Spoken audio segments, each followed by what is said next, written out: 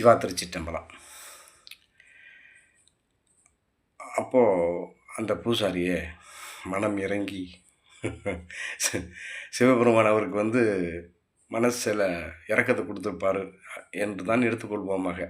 சரிங்களா? 3 மணிக்கு நடக்கின்ற 4ஆம் கால பூஜை முடிந்தவுடன், அந்த அபிஷேகம் அலங்காரம் முடிந்தவுடன் பஞ்சபுராணம் படிக்கட்டும், தேவாரம் திருவாசகம் படிக்கட்டும் என்று ஒரு வழியாக அனுமதி வாங்கிவிட்டார். 3 மணிக்கு நல்லபடியாக முடிந்து, அபிஷேகம் அலங்காரம் முடிந்து, அவர் சமஸ்கிருதத்தில் மந்திரங்கள் சொல்லிவிட்டு திராவிட கானம் படிக்கப்படுகிறது என்று கூறுகிறார்.